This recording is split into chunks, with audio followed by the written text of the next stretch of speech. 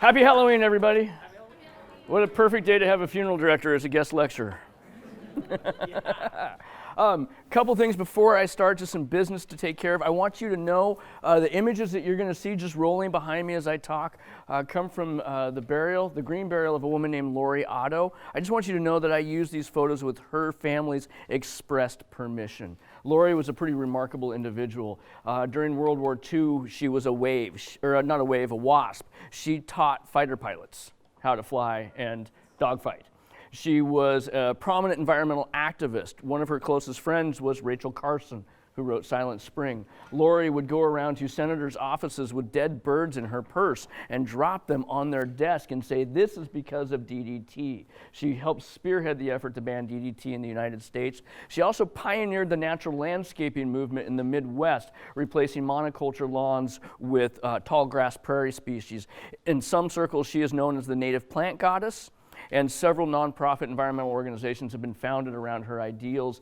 She moved out to the Pacific Northwest in her early 90s to be close to family, for all the reasons one does at that stage of life. And when she discovered the Meadow Natural Burial Ground, which I got to design and develop at Greenacres Memorial Park in Ferndale, it was a perfect fit. And in her arrangements, as she was putting everything together for herself while she was still alive, she said, "Please use my burial as an opportunity to educate people about green burial." So that's what she is continuing to do today. I never imagined in my wildest dreams that I would be standing in front of you talking as a funeral director, or in my tamest dreams. 12 years ago, I was working as a cabinet and furniture maker at a small, custom, high-end woodworking shop in Deming that specialized in local and sustainably harvested woods. We were working on a pine kitchen. The pantry at one stage of construction, as it sat on the shop deck, bore a striking resemblance to a plain pine casket. And the guys I worked for had glanced at their business license that same week and noted that they were licensed as casket and cabinet makers, which is really a throwback to about 150 years ago, and we'll talk through that history in a moment. Because oftentimes the first undertakers were your local cabinet maker, because that's where you went to get the casket made. And they started connecting the dots and going, what would it look like for us to make inexpensive plain pine caskets? John Moles, who owns Moles Farewell Tributes in Greenacres Memorial Park, fourth generation owner, is an old family friend. So I called him up to pick his brain about price points, distribution, how would this work? And he said in that first conversation, well, economies of scale. There's a casket maker in Abbotsford that we work with that specializes in pine caskets. I can probably get that completed box for about what you guys get your materials for. And he was familiar with Smith & Valley Woodworks and their reputation and specializing in local and sustainably harvested woods. And so in that first conversation, he said, but if I could get a locally made, sustainably harvested solid wood casket, we could talk about green burial. And I said, what's green burial? He told me, burial with no embalming. 100% biodegradable burial container. Could be a solid wood casket, could be a woven cloth shroud, could be a wicker casket. And there's no outer burial container, and it's no vault. And it's also used as a vehicle for ecological restoration and landscape level conservation. I went, well, that's cool. Huh. Went home and Googled green burial that night. And if no one's paying me to look at a computer screen, I've got about a 20-minute tolerance for it. In this case, 5 hours elapsed. I reared back, rubbed my eyes, and went, wow, this is amazing. This is what I always said I wanted for myself. I didn't think it was legal. I didn't think it was possible, but here it was. At that time, there were 3 cemeteries in the United States that offered green burial and about 30 funeral homes that even understood what green burial was. A nonprofit organization, the Green Burial Council, had just incorporated to become a third-party trust provider, certifying green burial options, like we certify for organic or non-GMO foods, to make sure this didn't become a disposable marketing tactic and get greenwashed down the drain. Over the course of my career, I had the privilege of serving as a board member and then board president of the Green Burial Council for 3 years. A wonderful experience.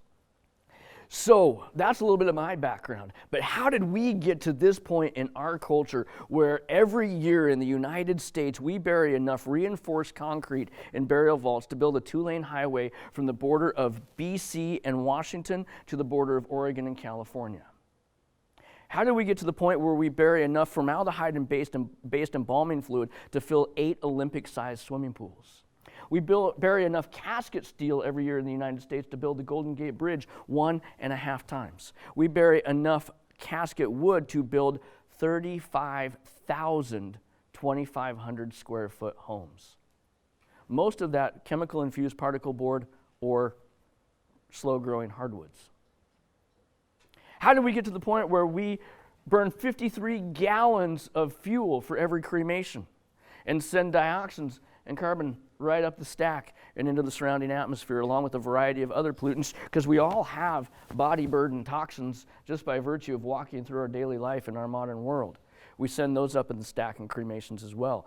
The environmental impact of one single cremation is fairly negligible. A $4 contribution to a reputable carbon offset program will offset that carbon from one cremation. But you get the aggregate effect of every cremation everywhere in the world over the course of a year, and it's a significant impact. 150 years ago, we didn't have a professional class that you called when somebody died to come whisk the body away, and you never saw it again, or if you did, it was embalmed, cosmetized in a suit they never actually wore in their life. How did we get here? It used to be someone died 5 miles from home on average, or at home. They were brought home, laid out in the parlor. Just a side note, how many of you have living rooms in your home or apartment? How many of you have parlors? In 1923, there was an article in the Ladies' Home Journal saying, "We no longer lay the dead out in our parlors. We have outsourced this to professionals. Let's reclaim this room for the living." Hence, we all have living rooms. So the dead were laid out at home in the parlor. Oftentimes, and I don't want to perpetuate gender stereotypes, but this is just how it played out. The women of the community or the family came together and bathed and dressed the body. The men would go dig the hole in the churchyard. They would build the casket or go to the cabinet and furniture maker to get the casket made. They would carry their dead together to the church and then to the cemetery where they would bury them together. No money changed hands. There was no professional class that did this. We rolled up our sleeves and did what was necessary as a community. And then the Civil War came along. During the Civil War, soldiers from the North were dying in droves in the fields in the South. And it became quite challenging to get their bodies home in a recognizable fashion back to the North, especially in the summer, because those train trips lasted a long time. So there was a guy, I'm remiss, I can't remember his name, even though he's revered in some of the circles I travel in, who came up with an arsenic-based product to replace the vascular fluids, blood in the body, as a preservative. And it was very effective. Arsenic is an incredible preservative. They didn't know how toxic it was, though.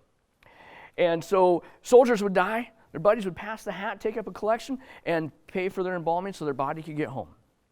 And then Lincoln was assassinated, and his body made a 3.5-month journey from D.C. back home in an open casket in the back of a Pullman car on a train, making the stop at every single crossroads, every single tiny train station and major metropolitan area. Heads of state, international dignitaries, and Ma and Pa Kettle got to see Lincoln's body. And at this time, we all knew what a dead body looked like because we all had them in our home on a regular basis. And everybody looked at Lincoln and went, "Oh my God, he looks like he's asleep. He could just get up and walk away." And all of a sudden, embalming became this in vogue thing for the elite. And the chemical companies that produce these products realized they had something. And to make this a viable market, they had to create the market. And so they created mortuary science schools. To this very day, every single mortuary science program or school, if not outright owned by a chemical company, is significantly underwritten by a chemical company. What are they teaching those students? It's not about green burial. Concurrent to this was the development of burial vaults. Burial vaults used to be these handmade contraptions that were intended to make grave robbing very labor intensive. And why do you think people were robbing graves back in the early 1800s? No.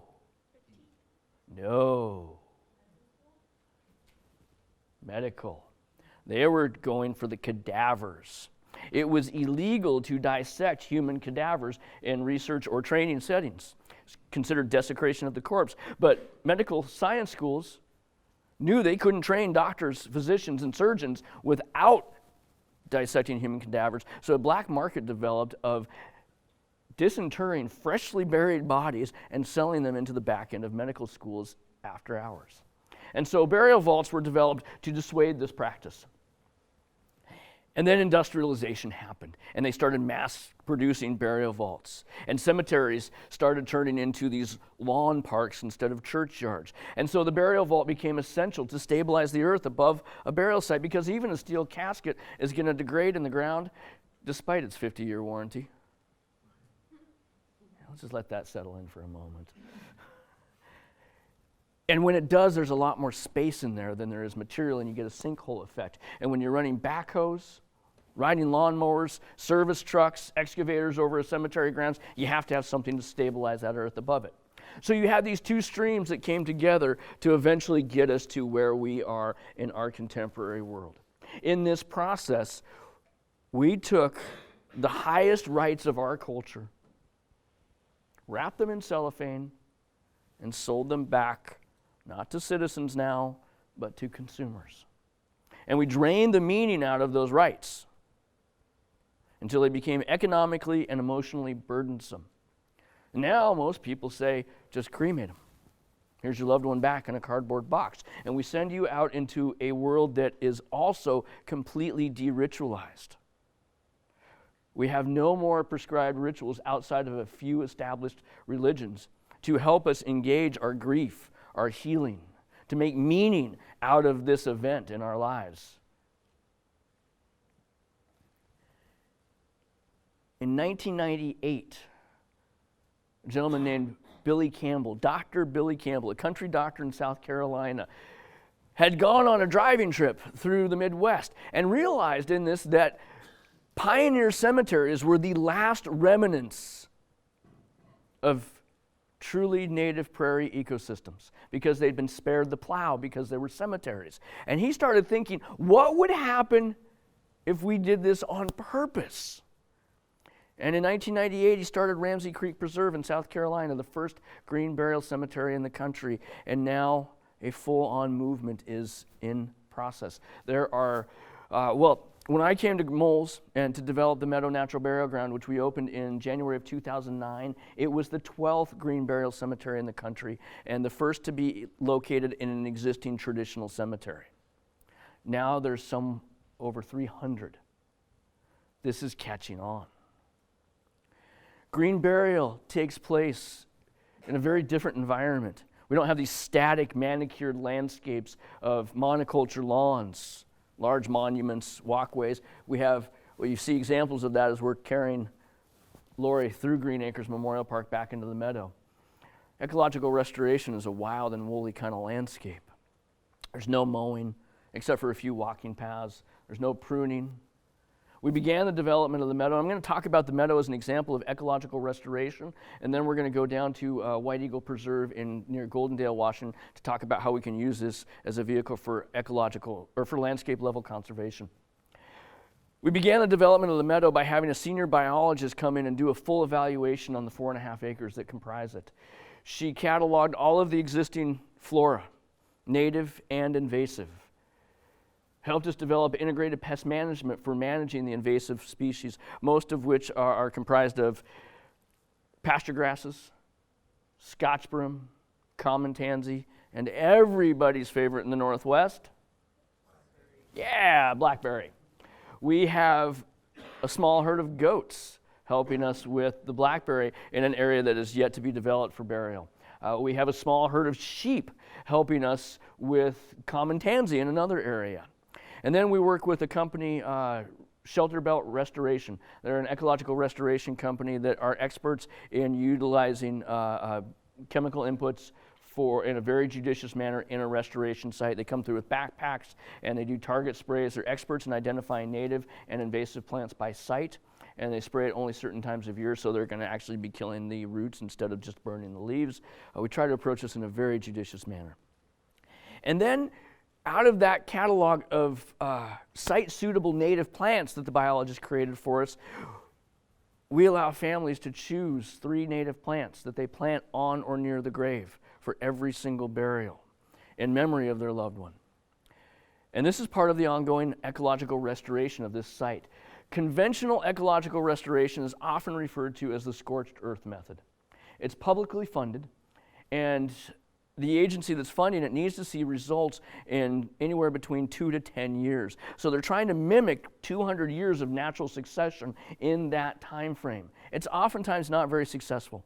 What you do is go into a site, remove all of the existing plants, scrape out the topsoil because it's got a seed load of invasives in it, bring in irradiated topsoil with no seed load in it, and plant a round of nitrogen-fixing species. Wait 1 to 2 years, trim some of those out, come in and plant the next round of suggestion, and then the next round and the next round, and try to do what nature does in 200 years in 5 to 10. In a cemetery, we're not going anywhere. We have nothing but time. Greenacres has been around for almost 100 years. We're going to be here for another 500 years. So we're approaching this with a very different method. It's called the Bradley method. It was developed in Australia. We're putting in these pockets of native plants, one pocket at a time, with families. And we talk about, as we do this, the nitrogen cycle. How these molecules that we have the good fortune of borrowing for our allotted time on Earth, these molecules that were forged in the furnaces of stars and have traveled through the natural processes since time immemorial till they came to us, that are supposed to continue cycling through, but get incredibly arrested and deterred, dissuaded, changed when we incinerate them and set them up the stack or pump them full of preservative chemicals and seal them up in steel and concrete. How these molecules are going to continue in their cycles. And we talk about how we're going to weed around these plants like we would plants in our garden. And as we put in more and more and more and more pockets of plants slowly over time and tend to them as we would the memorial of our loved one, they start to grow and spread into one another, and they create islands of native plants. And slowly over time, they start to push out the pasture grasses. They're not going to stand a chance once that canopy starts to grow up. And so it's slow, nature's paced ecological restoration. A burial in a green burial setting takes place not at that traditional 6 feet. We've all seen 6 feet under, heard the term 6 feet under. In a green burial, we're burying at about 3.5 to 4.5 feet. We're coming up to a higher strata of soil where there's oxygen, microbes, and moisture to facilitate a rapid aerobic ashes to ashes, dust to dust return to the earth. Contrast that to what happens in a sealed environment where there's no microbial activity. You have anaerobic bacteria that starts in our body already. I'm going to spare you the grisly details other than to say it's a liquidification process. And that anaerobic bacteria in that liquid will corrode any container despite its 50-year warranty. And when it does, where does it go? Into the water table. With these techniques, well, let me elaborate a little bit more before I say this. When the bottom of the grave is layered with wood chips, and then about 2 inches thick, and then the shrouded body or casketed body, and then 20% of the grave is backfilled with biomass. Leaves, twigs, sticks, cut grass, cut flowers. We quite literally take it right off of the compost pile. And that inoculates that environment with more oxygen, microbes, and moisture to further facilitate that process. We estimate that with these techniques, soft tissue turns to soil in 1 to 5 years with absolutely no impact on groundwater whatsoever. And with these techniques, with these plants that we put on these graves, we can become a tree. The founder of Rhode Island, the state of Rhode Island, a guy named, God, you hit 40 and this shit happens, I'm sorry. Roger Williams, founder of the state of Rhode Island, was a traveling itinerant priest, pastor, and also a politician. And when he died, he was buried in a churchyard.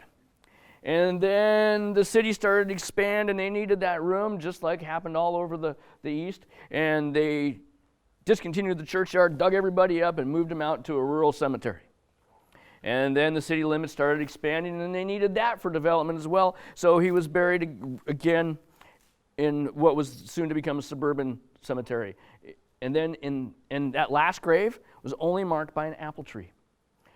The caretaker of the cemetery, when people come to visit, would pick him an apple and say, "Here, best apple you've ever had." In the early 30s, they decided, for whatever reason, to disinter this poor man again and display his skeletal remains in an ossuary box as the founder of the state of Rhode Island. Because why wouldn't you? But when they went to disinter him, there was no skeletal remains left. There was the root of an apple tree growing in a straight line, splitting, having two little bumps where his knees would have been, and terminating in upswoops where his feet would have been. That root is now on display in the museum as the founder of the state of Rhode Island. We can become a tree with these techniques. So that's an example of how we're utilizing green burial for ecological restoration. And I'm really excited to start seeing this application put in place in brownfields, because we can, especially with the introduction of mycelium for bioremediation of toxins in the ground and our body burden toxins, probably very successfully restore brownfields as cemeteries. But I want to take you down to Goldendale, Washington. Oconee Ranch is a 1,130-acre pristine wilderness working horse ranch in the Horse Heaven Hills in south central Washington. It is owned by the Sacred Earth Foundation, a land trust that has conservation easements on this land. The founder of it started in the 70s, and they run camps out of there, horse camps, vision quests, focuses on getting inner city kids out to have wilderness experience. There's rites of passages for young women camps. There's all kinds of pretty cool things. And when the founder of this camp and Oconee Ranch died in 2008, they couldn't imagine him leaving the land. And they wanted to bury him on the land. In the state of Washington, you can't bury someone on private land unless it's a cemetery. So they kept him in cold storage in a funeral home in Goldendale for 6 months while they jumped through all of the hoops to start a cemetery. One of those hoops that they had to jump through is to create an endowment care fund, a trust fund that the state of Washington requires every privately owned cemetery to maintain. It has to be seeded with $25,000, which you never see again. That was a huge obstacle for them to overcome. And then every time you sell a plot in a cemetery, you charge an additional 10%, and you put that 10% into that endowment care fund by state mandate, because a cemetery is a business with a shelf life. It will eventually fill up and no longer generate revenue for itself. And when that happens, you can't just put the shutters on it and walk away. So the state of Washington, and pretty much every state in the country, wants to make sure that a cemetery has an endowment fund to pay for its ongoing maintenance after it no longer generates revenue, or if it becomes insolvent for other reasons. We're going to talk about why that's important in a moment here. So they created White Eagle Preserve, 20 acres in the middle of Oconee Ranch, as a conservation cemetery, utilizing the practices that we just described. Although unlike the Meadow, where you might have seen the examples of the native Washington stones that are kept in their raw form that we have for a memorialization, the conservation of the landscape there is the memorialization. It's pristine wilderness. They don't want to put those markers there. When we conserve land at taxpayer expense or by foundation expense, we often insulate that land from humanity because it's conserved and we don't want to damage it. Which means we don't get to engage that piece of land. We don't get to interact with it. When we don't engage a landscape, when we don't interact with it, we don't care about it. And when we don't care about it, we don't fund it. And so it doesn't happen. What they're doing at White Eagle Preserve and a handful of other conservation cemeteries around the country is creating sacred space that's designed to interact with humanity on a daily basis for a variety of reasons. And when your loved one is buried there, you value that land. And you've invested financially, emotionally, and spiritually in it. They're generating revenue on this land. And when they've met their overhead, the additional funds go into an account that is used to acquire adjacent property when it comes up for sale, bring it onto the same deed so that it is now protected into perpetuity. There's a conservation easement that runs with this land into perpetuity, and the state of Washington recognizes the entire 1,130 acres as a cemetery because it's all the same deed. And it has an endowment care fund to pay for its ongoing maintenance into perpetuity. No foundation dollars, no tax dollars.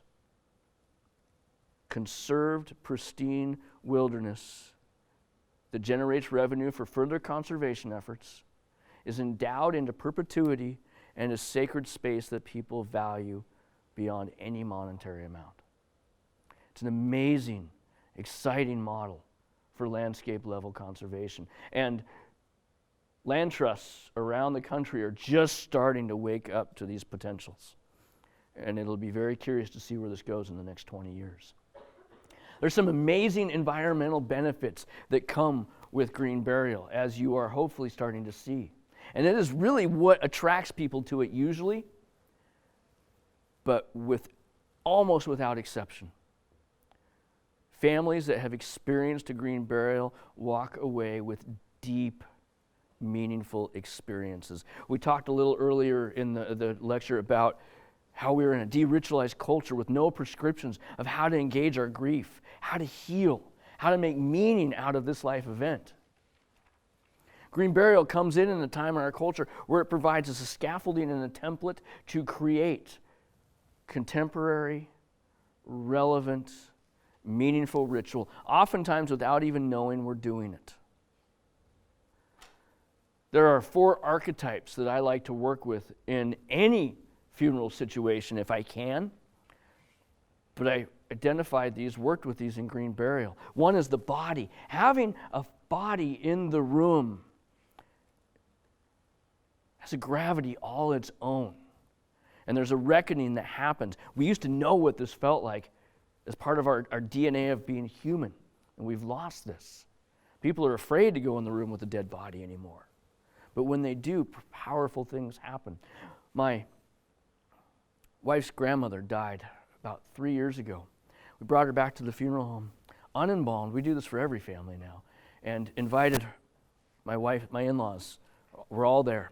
And my wife, her sister, my mother-in-law, and my 9-year-old daughter at the time went in and bathed and anointed and dressed the matriarch of the family. My 9-year-old daughter stepped into a whole new role in the family. My mother-in-law, before going in, she pulled me aside and Brent said, "I'm afraid to do this. I don't know if I can do this." And I said, "Susie, I promise you, if you don't go in, you won't regret it. If you do go in, you will be grateful for the rest of your life." And she was. Spontaneous rituals happened that nobody called a ritual. Candles might have been lit, but you didn't have to light candles.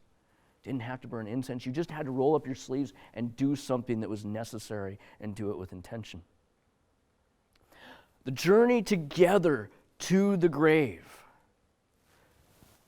We're so fortunate to have that caisson. It's a word we rarely hear outside of presidential funerals, that we can pull casketed and shrouded bodies through the cemetery regardless of the nature of the service. Making that journey together is a powerful experience. Sometimes it's full of jokes, body humor even. Sometimes it's a meditation. Sometimes it's a party. One service I worked with the decedent, his mother was Methodist and his sister was a practicing Zen Buddhist. And their 2 respective clergies came together and they spent a week crafting an amazing service that they interwove their 2 belief systems so respectfully, so gracefully. On that walk from the funeral home to the gravesite, the Zen Buddhist priest, shaved head, saffron robes, had an 8-foot-tall, thin bamboo staff with 3 little bells on the top. Every 3rd step, he tapped it so that the bells tinkled just gently to remind us to stay grounded in the moment, here and now, in our task, in our sacred task. The open grave is the 3rd archetype. When we stare into that maw, we have to reckon with something, whatever is in there for each of us. We offer the opportunity to close the grave by hand for every family that we serve out in the meadow.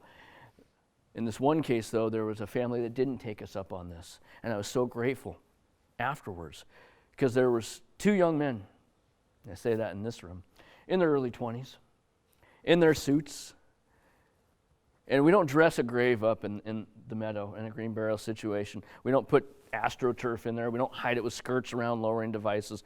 It's real. It's raw.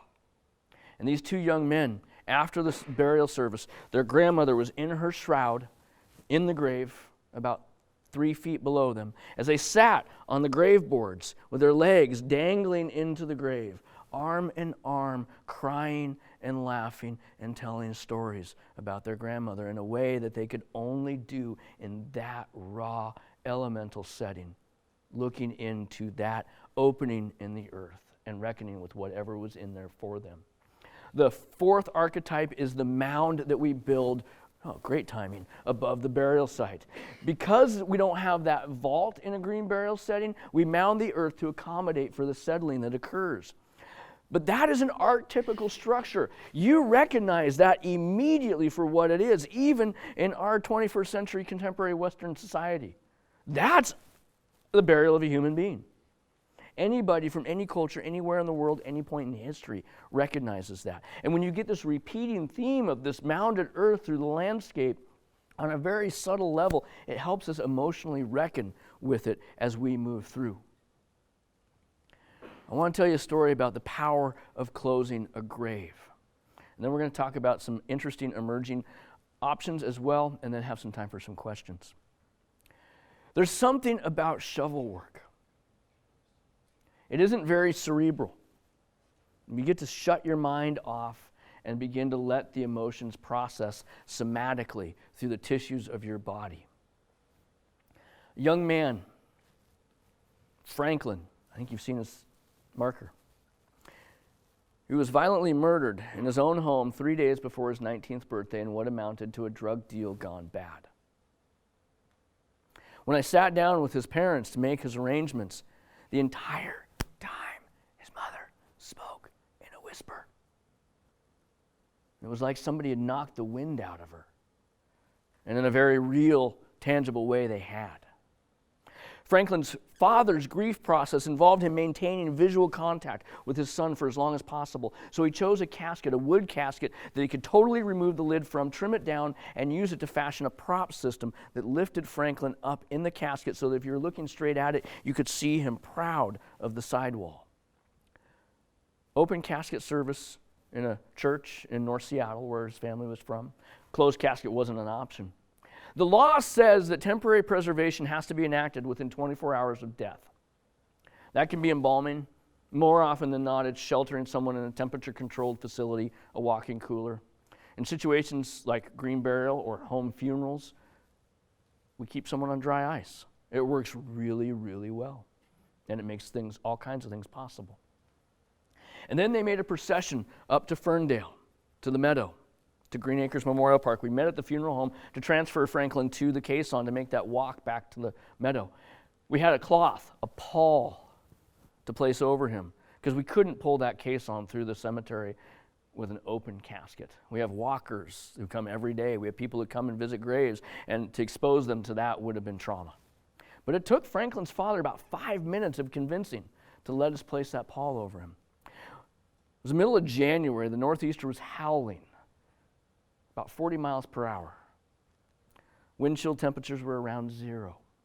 About 1.5 feet of snow on the ground. We made our way back to the meadow. As soon as we got to the break in the large berm that separates the meadow from the rest of the cemetery, Franklin's father stopped us and removed that pall. And we placed Franklin over this grave. Have any of you ever been to a graveside service? Yeah. How long did it last? 20 minutes tops? Psalm 23, Lord's Prayer, maybe Amazing Grace, and oh, look, we got to get back to work. I have yet to be to a burial in the meadow that lasts less than an hour. Franklin's case, 4.5 hours, despite the temperatures that day. When we lowered Franklin into the ground, the first layer of backfill was 1,000 paper cranes that people had folded over the intervening reek. Perfectly biodegradable and a beautiful ritual. The folding of the cranes, the placing of them. And then we put the biomass in. And I was so grateful that day for the biomass because it's this tangle of leaves and twigs and sticks. We don't use shovels. We often grab it by hand. I've seen parents holding toddlers, leaning out at a 45-degree angle over the grave, dropping biomass in. because it would have been so hard to have those first shovelfuls going on Franklin with no barrier there. But we gently placed the biomass in. It makes about an 18-inch thick layer, and then you could see it spring as it catches the earth. And we began to close the grave. We have the biomass there, and then we have sand that came out of the grave and topsoil. We segregate the topsoil, so we put it back in its respective order and maintain our topsoil layer. Usually what happens, and I help direct this, is we have about 4 or 5 shovels out there. Because anymore, we start getting tangled up with each other. Immediate family starts. You get about 4 or 5, 10, 15 shovelfuls. Someone comes, taps you on the shoulder. You hand the shovel off to them.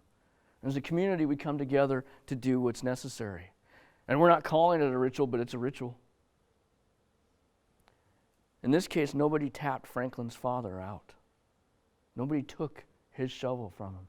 After a little bit, in fact, we all just made a circle around him and held space while he buried his son. And despite the temperatures being around 0, the sweat was pouring down that man's face. Every ounce of his grief was going into the end of that shovel.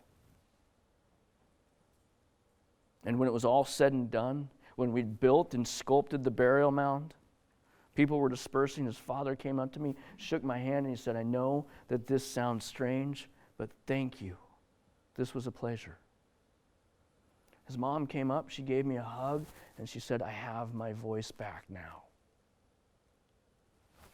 Simple, contemporary, relevant, meaningful ritual. Combined with solid environmental stewardship.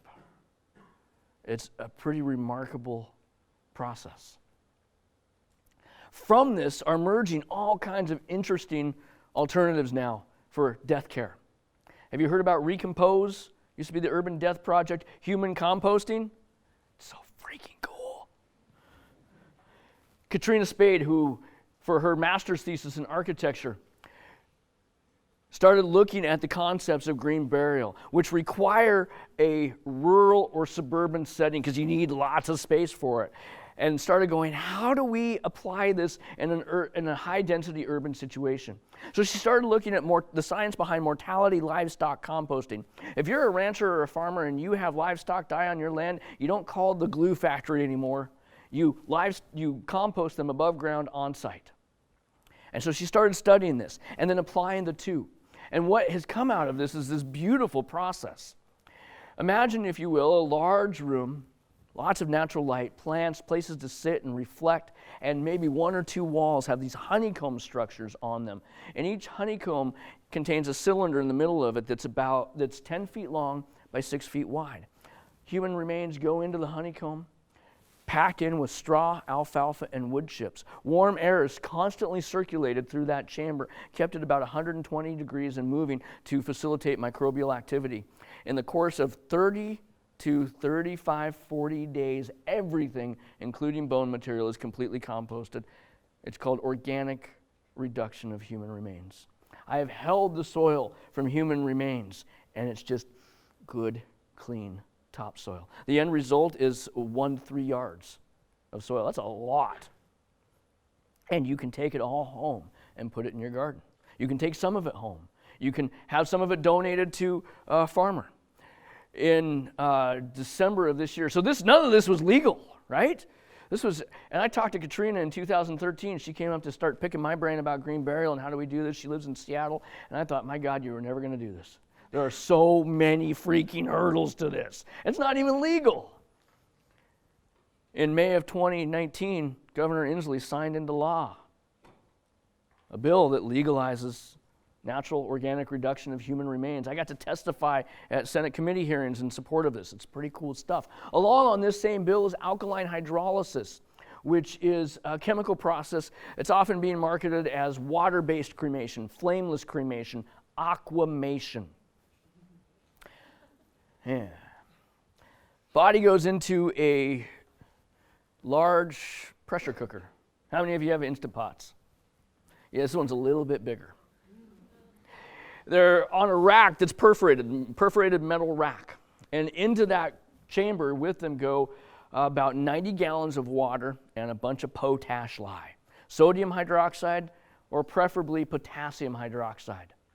It's pressurized and heated to about 350 degrees, and over the course of 5 to 6 hours, human remains are reduced to a pile of softened bone, which is pulverized like cremated remains are. Ashes is a misnomer, by the way. There's no ashes. It's cremated remains. It's pulverized bone material. Fee, fi, fo, fum. And a bunch of effluent. And you neutralize the effluent with vinegar because it's got a high pH. And you can dispose of it in the municipal wastewater system. If it's potassium hydroxide that you've used, there's a whole lot of nutrients in that effluent, and it can actually be used as fertilizer. If it's sodium hydroxide you used, which is cheaper but not as good practice, you don't want to put that in your garden because that would be salted earth. Usually what's given back to families is the bone material, and then the effluent is disposed of. Requires a lot less energy inputs than cremation. I'm still trying to wrap my head around pouring that effluent down the drain, though. These are viable, safe practices. There's also some specious products coming out of all of this. I've got a whole Google Doc full of rants that I just cut and paste into my Facebook feed when people post these products on there, which they do about 2 or 3 times a month. Have you seen the BIOS urn? It says your loved one can become a tree. It's this cardboard urn, biodegradable. Cremated remains go in the bottom of it. There's a little bit of neutralizing and growing medium and then a tree seed. And you're supposed to bury the urn, and your loved one's cremated remains nourish this seed and it grows. Well, cremated remains are incredibly alkaline. They're very, very salty. And when they get wet and then dry, they turn to the equivalent of cured concrete. Despite their claims, your loved one in this setting is not going to become a tree. In fact, it's really, really hard to grow a tree, with the exception of cottonwood and a few others, from a seed. This is an exercise in disappointment for a bereaved consumer. Top it off, a lot of these are imported from Europe with the tree seeds already in them. The U.S. Department of Agriculture kind of frowns on importing viable plant material into the United States, but because it's a funeral product and not an agricultural product, they haven't figured it out yet. And then Capsule Mundi, have you seen this? The burial pods create a spirit force. It's a giant papier-mâché egg with feathers in it. And you're supposed to put a body in a fetal position and then bury it.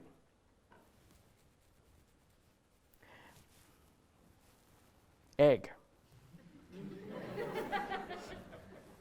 Now somewhere between 150 and 300 pounds. It doesn't have any handles on it. I'm picturing this poor embalmer chasing the darn thing around the room as it wobbles. All right, how do you move the darn thing? And then once you get it into a vehicle, have you converted it into a giant egg carton? And then the hole for this, and they've got the schematics for the hole on their website, is just big enough to fit it. It's about a 5.5 foot wide hole that's about 7 to 8 feet deep. That's a really hard hole to dig. And then when you do, you put the thing into the bottom of the ground, right? 7, 8 feet down, way past the microbial layer. These products were all put together by designers. One thing I've learned in 46 years is that designers need to bring engineers in at some point. But it's exciting because green burial now has its own fringe, which means it's entering the mainstream. And it is becoming the topic of conversation all across the country as people everywhere are starting to now talk about death, dying, advanced directives, pulse forms. How do we have a good death? How do we handle death in a healthy way, in an environmentally sensitive way, in a culturally sensitive way, in a way that is meaningful and relevant to us now? Thank you so much for coming and joining me on Halloween. Any questions?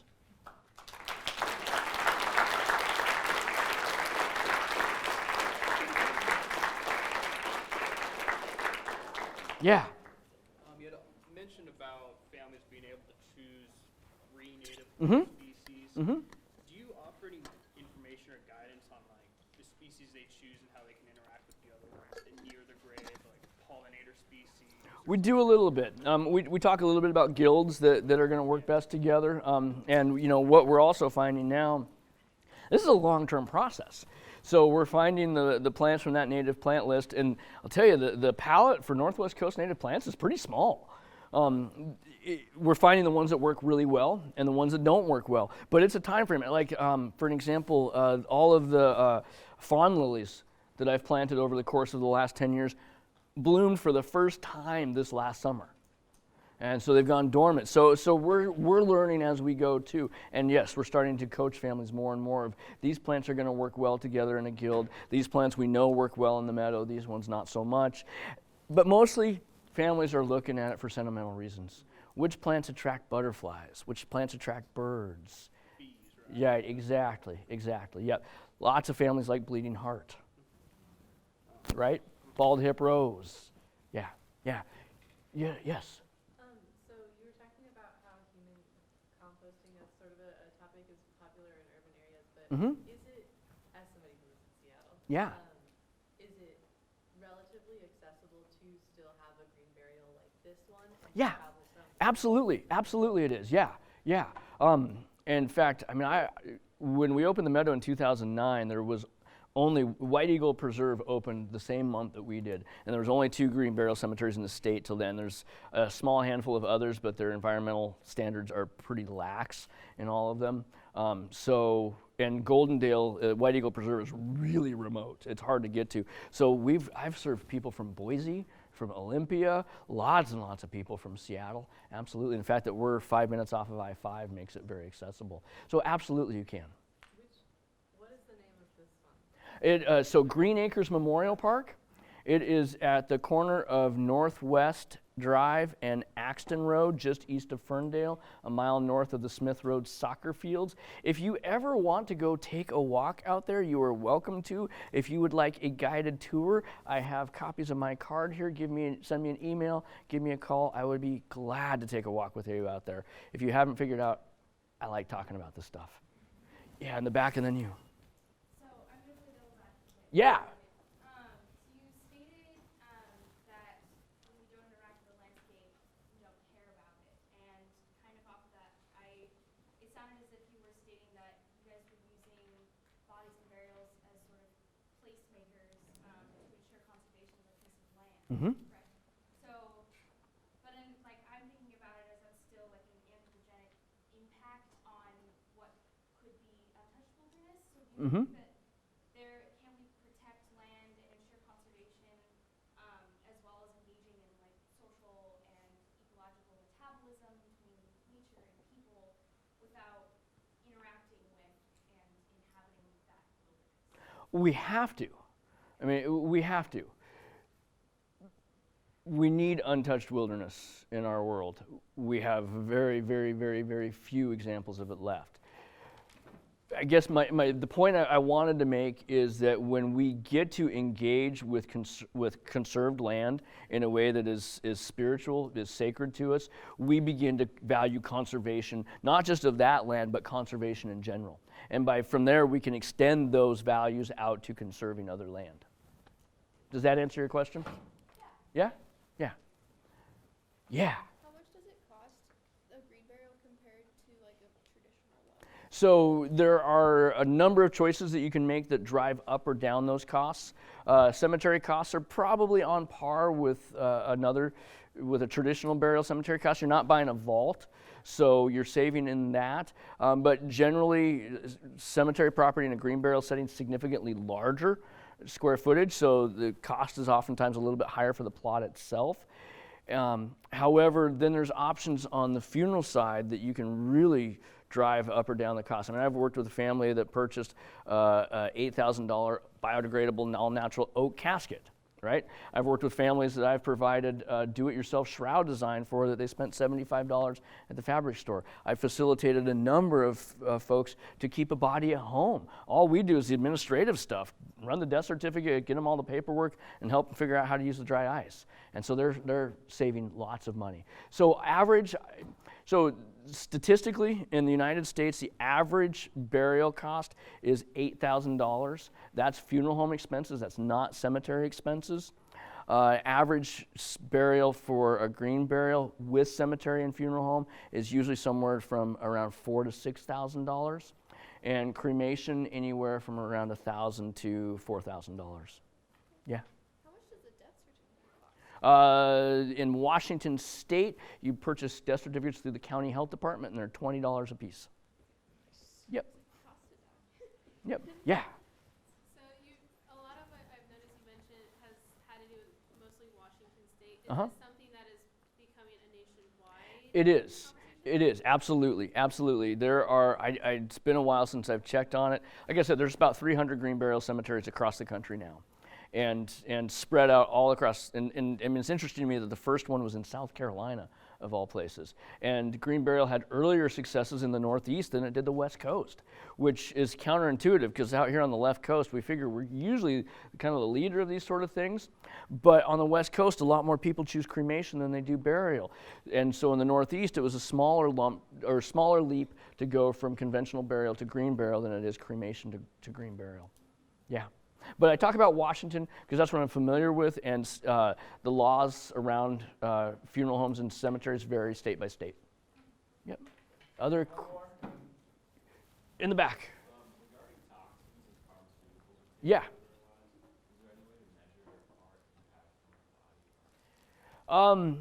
You could get into a situation like the Body Farm in Tennessee and probably do some pretty significant measuring. You're going to be generalizing, though. Every generation has different body burden toxins in them. Like, you don't have any DDT in your body. I don't either. My parents do. So there's a lot of variation in that. However, soil is an amazing filter for that. And the microbial action will filter a lot of that out as well. There's another product out there called the mushroom burial suit. If you've seen this, it's infused with mycelium from oyster mushrooms. Oyster mushrooms feed on woody material, not flesh. And it's not going to really work at about 5 feet down, but that's a whole other story. However, there is a place for the introduction of mycelium into a green burial setting for bioremediation of toxins, but what you would do is use compost material that's already infused with that. And Paul Stamets down in Olympia, if you're familiar with him, who is the mycelium guru, the guy's amazing. He and I had an email exchange years ago about ways that we could possibly do this. But it would be kind of redundant. I'm available. I'm going to hang out, so come on up. Yeah, come on up with questions. Yeah.